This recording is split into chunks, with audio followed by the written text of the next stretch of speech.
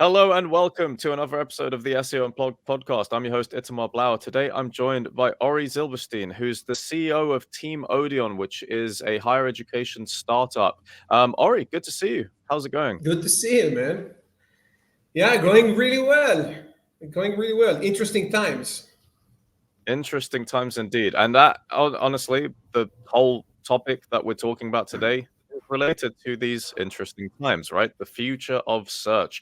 Where are Yeah. we now? And where are we going? So, what's your sort of initial take? The first thing that comes into your head when you're sort of thinking about where search is at the moment and where it's going, and that can be sort of like literally first thing, can be the most positive thing or the most negative thing in the world, right? I guess. But I will try to be as neutral as possible. I mean, if you look at social media and after the rollout of the AI overviews and the recent updates Google is doing, then you might get the notion that a lot of people hate Google right now, or that search became, you have this entire trend, even in mainstream, that search became worse.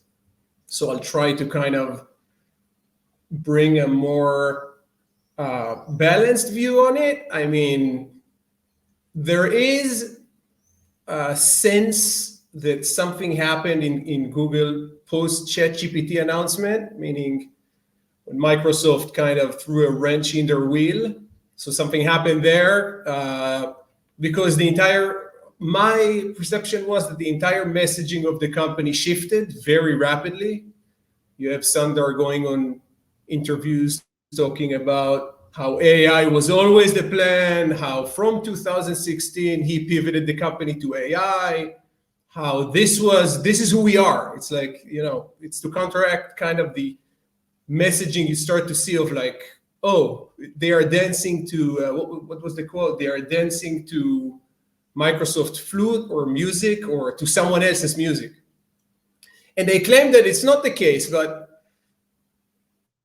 and I'm going deep dive. I think that if we could have seen the product roadmap for search pre-ChatGPT announcement, before Microsoft went all out Copilot, before ChatGPT was even a thing, before we knew it existed, I bet that you would not see AI overview even as a bullet point. It would not be even a talking point in internal product conversations. And that to me is very telling of where we are. I mean, if to answer your question, this is to me the how to contextualize the situation we are in search. Because until that moment with ChatGPT, then Google were just doing their own stride. They had, I guess, a roadmap. They just released the features. Some can claim that they lacked innovation or that they are a monopoly, so they didn't have incentivized to like any incentives to improve more. But I believe that now post ChatGPT and Microsoft, it seems that they are in a rapidly changing market. Technology is exploding. The meme of whatever product it is now plus AI. Your toothbrush now is going to be LLM like powered, stuff like that. It starts to create like this sort of nonsensical situation that everything is with AI. But the moment that happened, Google is now, I believe, from my perspective, are on the back foot. So they are now reactive, and you can see it. It's like to me, it's really. I I studied marketing back in the day, and that should be a case study down the line for marketing majors or business majors. That announcement of ChatGPT and then what happened to Google. Also, if you think about the reputation, think about like that. Nobody thought that Google. It's like you always had voices of people that say that Google are like evil, right? Big corporation, but it wasn't that bad. It seems as if in the last 12 months something happened that the tide shifted. So I think the to say that search has become bad from my perspective, when I search Google, I don't see it. I mean, I don't feel it. For the searches I do, I don't feel it. For the people that I know, I don't feel it. So I mean, I don't see it. I see the stuff from the outside that come in, but from personal experience, I don't see it. I mean, it's pretty much the same. The problem that they had before ChatGPT was that when everybody search for a recipe in their life, right? You search for a recipe and then you get the 7,000 word history of the dish.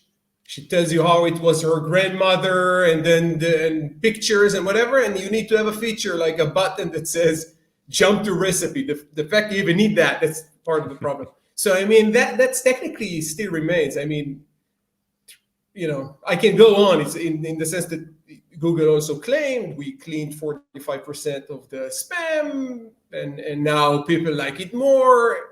They don't show any of the data for that, so we don't really know. We can count that they are a big corporation that has their financial incentive in mind. So it might be that they won't just do stuff willy-nilly. But there was no ChatGPT before.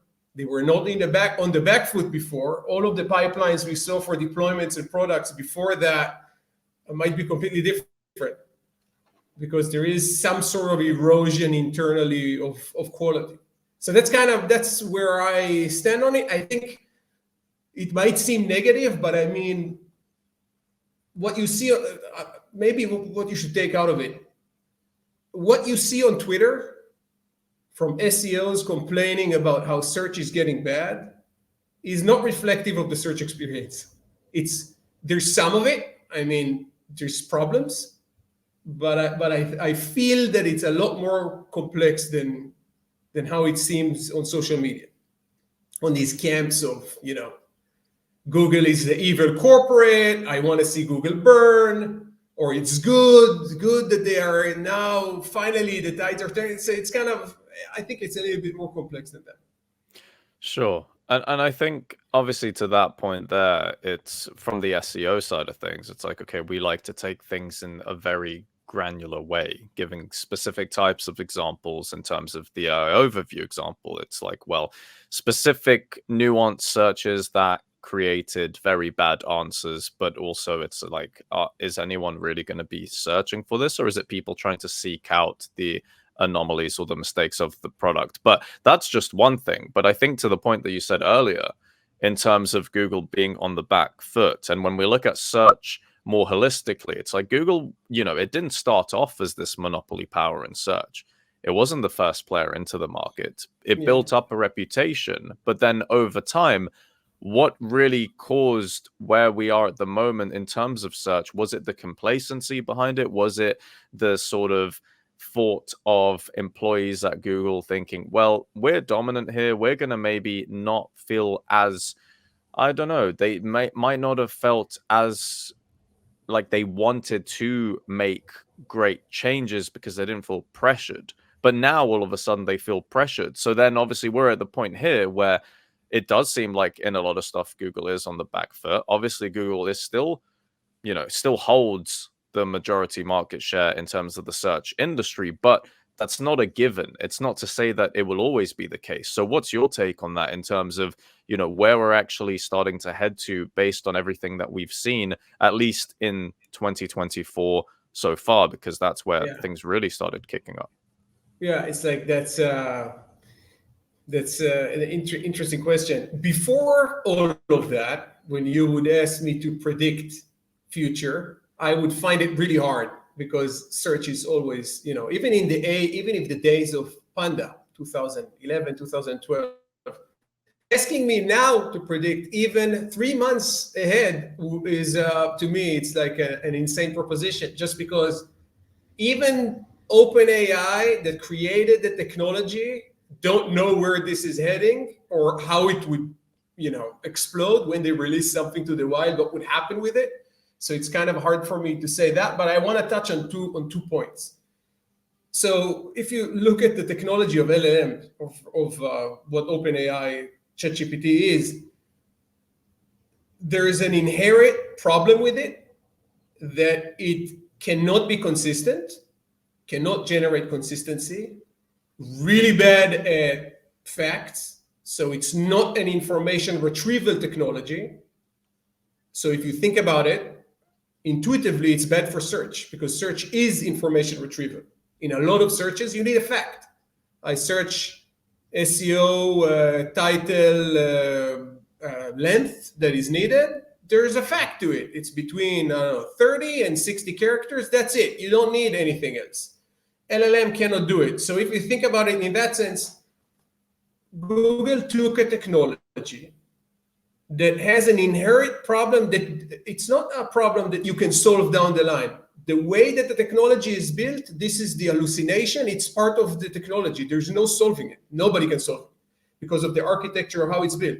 And you implement that into a search engine, which is the exact opposite of that technology, which doesn't make any sense.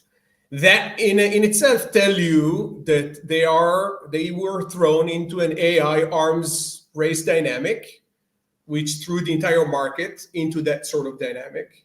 So if you think about what's going to happen in search in 2024, 2025, really hard to say, because even Microsoft starts to do Copilot, starts to implement AI in everything, right? In all of their product. Then they came with this insane, I don't know how they, with a straight face in an interview, sit and talk about how they will do recall that takes snapshots of all of your desktop at all times. But don't worry, it's on your computer. It's like big corporation doesn't steal info, as we know, doesn't steal data secretly. None of those were ever caught like lying on that fact alone. So I think we are heading into a place and to me, it's kind of it sounds that I'm happy to see Google's demise. That's not the case. It's more that I'm so fascinated by seeing an organization that the entire reputation of it, if you think about Google, is that they could take a user problem and they were really good at creating a solution that is so simple and straightforward, you don't want to use anything else. And then they tie you into their ecosystem. And you see it with calendar, with analytics, until GA4, that's a different story. Spreadsheets, all of their ecosystem. And then something happened. Think about it, something happened. AI overview, or this LLM in the search, doesn't solve any problem. It was not even needed. They already had it. Machine learning, regular machine learning with the answer boxes already gave the answers. It was really good. Like if you look at Google is the worst search engine, except all of the other search engines, right? So it's not perfect, it has problems, but it was really, really good. And then they somehow implemented a system that makes it a lot worse, because they were thrown into an arms race dynamic with the AI and all of the market is on them and so on. So I feel that until that point, they were at the top of the mountain. They started to have what we call a fat cat mentality. There's no reason to innovate too much. They even claim they set on this technology that is now, all of the LLM, they said, we had it internally, we used it internally for years before. So it means they set on this technology and they never released it to the public. And we know why they never released it to the public, because they knew it will decimate their search. They created patents and so on to prevent anyone else from trying to take that and do it. And Microsoft kind of messed their plans. So I think we will see more users experiment with other stuff. We know that the Google's, stranglehold on search is because they are default search engine on many places, including Apple, iPhones, on desktops. It's like they are the default search engines, and majority of users are habitual, meaning the moment it's easy, it just appears to me, and it also does a good job. We need to remember that Google is still the best search engine in terms of what it brings forward. I challenge you, go use other search engines, not for like a week or 2 weeks or only for certain things, for everything. Use it the same way you use Google. You would see that you go back to Google all the time, because still they are doing the best job out of all of the other options. So in the end, what we will see, I feel young users are not as conditioned as me and you. I don't know how old you are. I'm 40. So for me, I grew up analog into digital. we were conditioned to Google it. It's not only search, but younger generations don't have that. They grew up in a completely different ecosystem. You have social media, you have the AI booming. They are searching information in many different ways. They're not trusting just the first result in Google, which is like the bias. There's even, I don't remember the name, but there's a term for it even in psychology studies of like that you trust the first result that come in. So the moment users will start to break that habit, and they will do it even for 2-3 weeks, already Google is losing the hold of the top of the mountain. Why? Because even if 1% of users, think about it. I mean, I don't know about you, I know about myself. Before all of that storm, I didn't use anything else. In general, I just didn't. Too convenient, gives me the answers I need. What do I care? I didn't feel the urge. But with all of that, ChatGPT Copilot was interesting, so I went to try it out. And then I started to see that in certain things, it does a really good job. I wanted to generate certain things. I wanted to summarize articles and whatever. And I start to use it. The moment I started to use it, and all of a sudden I see it really correlates good with Edge browser. Everybody can, I won't swear, talk bad about Edge as much as they want. It's a really good browser, and it takes a lot less resources. And it has everything that Chrome has, meaning in the end, all of the extensions, all of the stuff. So the moment you just shift to Edge, you won't feel any different. And it happened to me. So in half of my computers now, I'm using only Edge. Bing becomes the default search engine, all other stuff. And I'm a seasoned user, right? Younger generation that is not even conditioned to Google, it will happen more. So it means we will see a shift in my prediction. And I think it's already happening. There's no data. I mean, I'm speculating here. There's no data that I've seen that is reliable. There was some data with some graph, but it was not reliable. But I feel that a lot of users are going to shift away, at least in certain things. So even if it won't be like that they use another search engine, as a rebellion, they would say, okay, I'm not using Google anymore. It's not going to be the case, but in some things, Google products are just not going to be used. It's going to be used something else. And you see it. There was now, I think, a research that came out about the recurring user of ChatGPT. It was a survey. It was not a research. And you see that young generation from 18 to 35 at least use it once a month. Think about it. Think about what I'm saying. So you have a huge chunk of individuals that never used anything but Google, now use something else once a month, and some of them once a week, and it's already losing the grip. And you see it, they're frantic. At least from my perspective, it seems that they are everything is rushed, everything is half-baked. They were the poster boy for proper deployments and testings, and all of a sudden, they tell you to eat glue, and they tell you to drink urine, and then Sander comes on interview and say, listen, hallucinations are just part of the technology. It will always happen. It's just silly and funky. And it's like, to me, that's like, what do you mean? It's silly and funky. You put it on the top. The cognitive bias people has is that is the thing to try. This is the authority speaking. And it tells you to eat glue, tells you to do, even if some of those are fake, right? There's a lot that are not fake. So there were a lot of self-harm stuff that was, I believe, was fake. It was all for views, but it's I won't swear, it's a dumpster fire.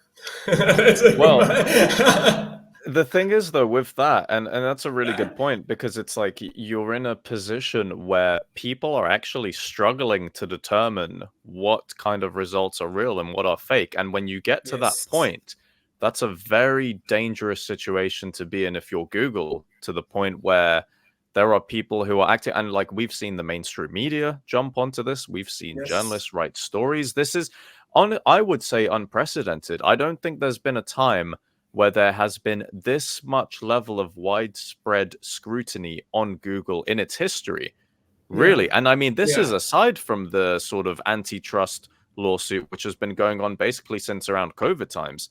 And we're at a point now where, like you said, there's a lot more options nowadays. Google hasn't really been innovating as much as people maybe would have respected them to do in the past. And now we're seeing, especially as you mentioned, more younger generations where there's a lot more options for them, but they wouldn't have grown up potentially with the whole, oh, if I'm going to search something, I'm going to use Google. I think they're going to be Yeah. using what's more convenient, what's more viral. And quite frankly, I think that level of influence is really important, especially for younger generations. So that's why we're sort of in the space where we as SEOs and people who have traditionally done SEO up until this point have known that we are using Google for search. Google is the dominant player in search, which, you know, in terms of market share and everything else, that's true.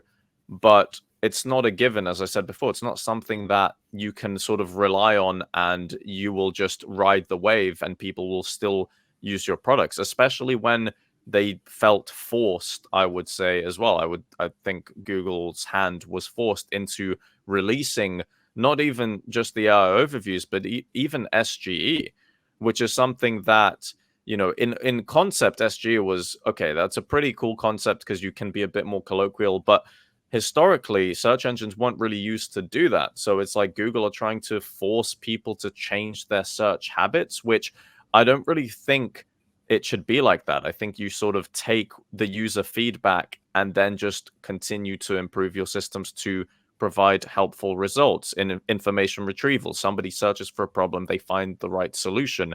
Whereas now it seems Google is trying to push all of these new fancy shiny things in your face, whereby actually we're seeing that it hasn't been very helpful in a lot of instances. In some instances it has, so I'm not going to generalize, but I think, you know, even just to the point where some things are quite detrimental, telling people to eat glue and things like that, that's not helping your cause. That, if anything, that causes a lot more concern. And ultimately, you know, God forbid something bad happens as a result of that, you know, the lawsuits will keep on coming because then people will be like, well, look, this is what showed up on this search engine. And Google as an entity, they will try and potentially blame very sinister or horrible things on Google. And that, you know, that, I mean, even the antitrust and the lawsuits aside, that again adds another layer of shenanigans and problems for Google's side. So, you know, what do you think they do now? Do you think Google should sort of roll back more So, of these? so Or this is what the, what so should this happen? is I believe it's a master plan from Microsoft CEO, but I might be wrong. It might just play. It's the more likely scenario. It's just played like that. But so what happened is Microsoft announced the Copilot and that AI is now. You remember the announcement? I got excited by it. Who gets excited by a Microsoft announcement? That's like it's the last time it happened was maybe in early '90s, but and then you were seeing, wow, they are putting it. They are all in. Microsoft Word, Copilots, personal assistant, image generation, like it's in Windows, it's everywhere. I think what Google took from it is, oh my God, they're going all in. And then they said, we will go all in. And then now, if you think about it, there's a lot of trending search on how do I deactivate the Gen AI, right? The SGE. And Microsoft came out and said, oh yeah, we have it in settings. You can just turn it off because it's not really a search, it's just a feature. And the fact that they are treating it just as a feature, but Google is already putting all of their money on it. Sundar just went, think about the amount of interviews that you've seen lately, and the narrative. I'm pointing out. Think before ChatGPT, before this reality that we are in now. Not even as SEO, as a user, someone who now one of your listeners. If you look at what was the discussion in Google, what was their marketing messages, what interviews they used to give and talk about, none of what they speak about now is evident. It's not that they never spoke about it before ChatGPT. What they introduced in Google Cloud, I think it's Vertex AI, was not even a product. It was not even in the roadmap. Nobody knew about it because it's all reactive. Which is how can you go back from it? You can't. There's no going back from it. I don't, knowing the history of Google of how they roll out stuff, they won't. Look how long Google Plus took to die. It took many, many years until they said, okay, we failed. And what was it? It was a reaction to Facebook. I don't remember, it was Facebook pages, or I don't remember. It was a reaction to Facebook went into the scene. They said, we will now, oh my God, social media is going to take over. We need social media. Introducing Google Plus. It's like, who asked for Google Plus? No one. Who used it? 10% of people, and maybe spammers, so they can have like author signals or whatever it was like back in the day. So there is no going back. I don't think they are going to go back. What I think we will see now, and you start to see it, first of all of the Google voices that are talking to the SEO community became silent. And they were silent for a while. If you saw, there was a huge backlash, and then all of a sudden there was no communication. Then there was a little bit, they took all of the feedback. Google is really good at that, to give them credit. They took all of the feedback. Danny Sullivan and John, which doing great job, took all of the feedback, went to the engineering team, started to do whatever. And then you saw the update that they brought out of scaling back, putting guardrails on when it comes to medical information. We get better. And they make a good point, which I think people need to not forget. There is no perfect solution. They made a mistake. I would cancel SG and AI overviews because it's not good for search. This is not a good search product. You put it on something else. Put it as a feature that you can turn off, and use the LLM where you actually need it to summarize, transcript YouTube videos in the Studio Creator for creators, so they can transcribe summarize all of their videos for the description. Do something useful with it, with the technology that fits conversational abilities, not search retrieval. They won't do it. I'm talking to the wind. But I mean, I don't think they are going to. I think what you'll see is a little bit of scale back. You'll see a little bit of change in messaging. You'll see a little bit that they are working to improve it. There would be more guardrails. There would be maybe certain searches that it would just not appear at all. I saw now, for example, the SG, the AI overview and answer box, one after the other, and both of them contradict one another. I don't think that's a good search experience in general, because in some questions you just want an answer. You don't. When they went from just giving you the answer to just giving you someone else's opinion, right? With Reddit and SG and whatever. People find it more interesting. I get it. We are in the, the influencer economy is booming. And the influencer economy, and I don't mean to offend any influencers if you're here in the listening. Influencers, a lot of them have no idea what they're talking about. They just do it to get the clicks and the views and so on. So now they have 50,000 people listening to them and 50,000 people taking that as advice. And then 50,000 people see that person as an authority. And that's why all of a sudden, if you think about it, something that is just a rumor becomes like the opinion. And then that opinion matters for some reason. And then everybody's opinions matters for some reason, right? And then we need to listen to everybody's opinion. And then Google sees it as user interaction for satisfaction, right? Because people want it. When I showed them the opinion of, I won't say the name, F Smith 69, saying that I need for whatever Reddit, people, when we measured it in the clicks, showed that it's really good. There was an improvement in satisfaction. I get it, but you also have a responsibility not to only just give people what they want or what they think they want or the opinion, but also you have the responsibility to show something that is relevant, especially if it's medical, especially if it's something that needs to have a definitive answer. It's not one solution fits all. And I believe that that's what they did. They just went from the dial of showing facts to let's just show opinions. Now it's like, what? People tell me that they really like when I show them opinions. Okay, but if I want to now see something about a symptom for a disease I have, I don't need opinions. It's dangerous to have opinions, right? Because we are all cognitively biased. Like, it's we all have wrong ideas. All the time we have wrong ideas. We are all cognitively biased, and we are even more biased when we see someone that has social proof. Oh, it's that this guy appeared on Joe Rogan, so he must know what he's talking about. But that's not how it works. Well, the social proof for the F. Smith's Reddit comment had only 10 upvotes by the time it was shared, so it wasn't Yeah. a very strong Yeah, I do. indicator of Yeah.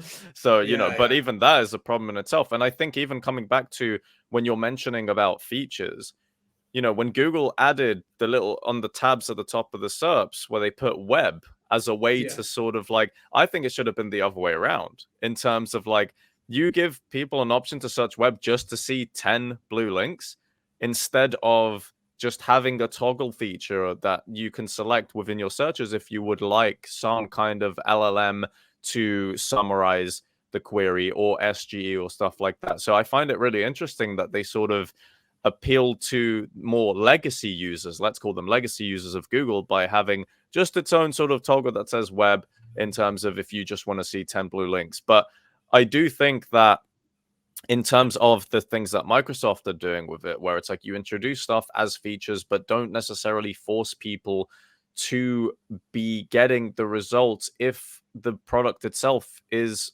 inherently broken.